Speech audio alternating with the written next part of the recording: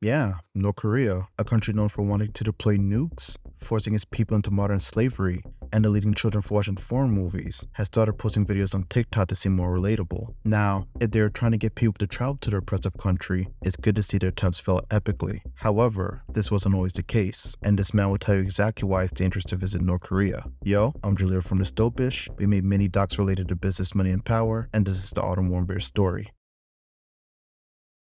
Born in Cincinnati, Ohio, to parents Fred and Cynthia Warmbier, Otto was by all accounts a good student. Known for his academic prowess and social skills, he achieved many things in high school, including being crowned homecoming and prom king, as well as graduating at the top of his class in 2013. Eventually, Otto would enroll at the University of Virginia, where he pursued a double major in commerce and economics. He continued to excel academically, achieving yet another top position in his class, all while securing his membership in the Theta Chi fraternity. But there was another side to Otto Warmbier. He was by nature an adventurous person. As a seasoned traveler, he had already explored several countries like Israel, Ecuador, and Cuba well before the age of 21. He even had a summer adventure as a foreign exchange student at the London School of Economics. It's evident that Otto was a firm believer in taking control of his own life. Clearly, things were going great for him. But despite his many accomplishments, one seemingly insignificant decision would completely change his life forever.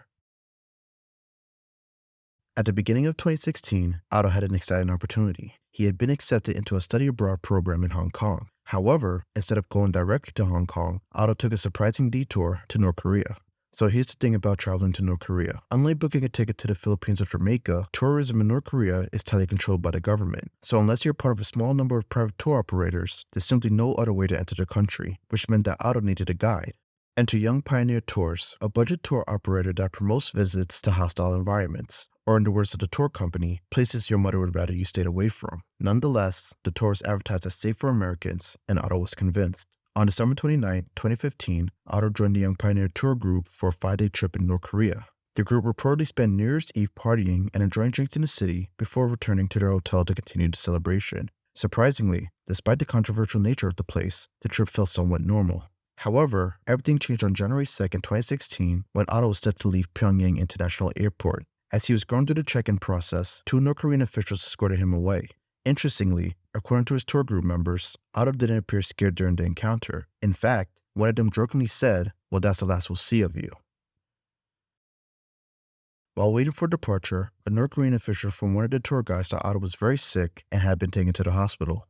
The official then went on to reassure them that Otto would be released within a week or so. However, Otto was not in a hospital. Instead, he had been detained for allegedly trying to steal a propaganda poster. In the eyes of the North Korean government, this seemingly minor action was viewed as a hostile act against the state. On February 29, 2016, after nearly 2 months of being detained, Otto made an appearance at a North Korean press conference. During the conference, Otto confessed to the crime, pleading for forgiveness and his eventual release. In an even stranger turn of events, Otto made a claim that he had conspired to steal the poster under the guidance of the Methodist Church at a secret society at the University of Virginia. He then went on to allege that both groups had ties to the CIA. "I never should have allowed myself to be lauded by the United States administration. I entirely beg you, the people and government of the DPRK, for your forgiveness, please. I made the worst mistake of my life."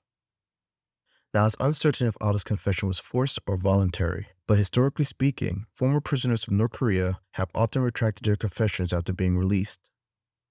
On March 16, 2016, Otto was officially tried and convicted. The evidence presented at his trial included his televised confession, questionable witness testimony, and a blurry black and white security video of a man taking a poster from the wall. Now, what adds to the frustration of Otto's situation is a possibility that he was simply caught up in a series of unfortunate events. You see, just a day before his arrest, the North Korean leader Kim Jong-un delivered a speech to his people declaring a holy war against foreign intruders. Not long after that, the country began testing nuclear weapons. On the other side of the world, Otto's parents worked tirelessly to secure their son's release. They made multiple trips to Washington, meeting with officials from the Obama administration. However, despite their efforts, no one knew for certain where Otto was. In the meantime, the family was advised to remain silent to avoid provoking the dictatorship. Another challenge in this situation was the matter of diplomacy. It's worth noting that historically, there has never been an official diplomatic relationship between North Korea and the United States.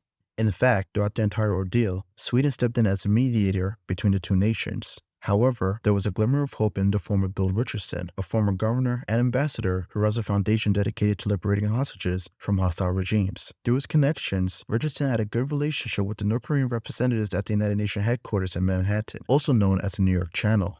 Now here's the interesting thing about the New York Channel. It served as an unofficial means of communication between Washington and Pyongyang. Essentially, while the two nations were busy with political posturing, the New York Channel was quietly planning deals behind the scenes. So for several months in 2016, Richardson took part in polite negotiations with the New York Channel. Unfortunately, as time went on, the North Korean representatives became more isolated from information due to Kim Jong-un's inner circle. At the time, this resulted in minimal progress being made towards Otto's release. As Pyongyang continued to ice out the Obama administration, it felt like even the world's most influential nation could do little but wait.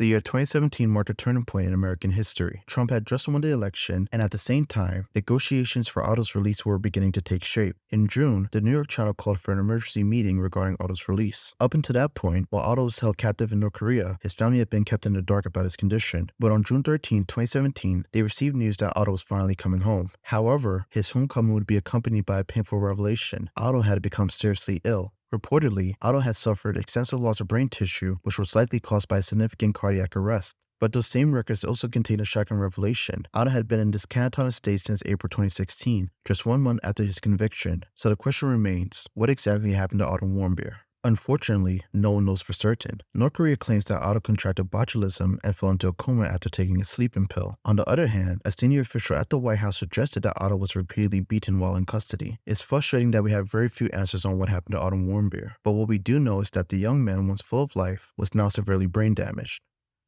The doctors later confirmed to his family that Otto would never regain consciousness again, and as a result, they made a decision to remove his feeding tube. Otto passed away on June 29, 2017, just 6 days after returning home. He was only 22 years old.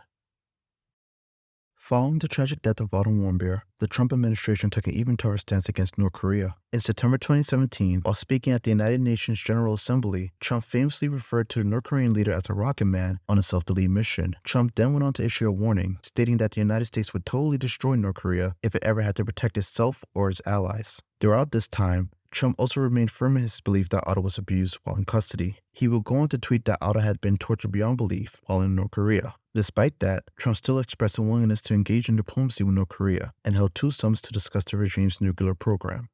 Following the conclusion of the second summit, Trump started shifting his stance on Kim Jong-un. He began to express trust in the North Korean leader and publicly stated that he did not believe that Kim was responsible for Otto's death. As a result, Otto's parents were outraged. They would release a statement saying Kim and his evil regime are responsible for unimaginable cruelty and inhumanity. No excuse or lavish praise can change that. In April 2018, Otto's parents took legal action against the North Korean government by filing a lawsuit in the Federal District Court of Washington, D.C. Their lawsuit asserted that North Korea was accountable for Otto's torture and subsequent death. Now, while private individuals are typically unable to sue foreign nations, in certain cases, like nations recognized as state sponsors of terrorism like North Korea, damages can be paid to the victims from a special fund established by the United States Congress. In December 2018, a federal judge ruled that North Korea was responsible for Otto's death and ordered Pyongyang to pay his family over $500 million in damages.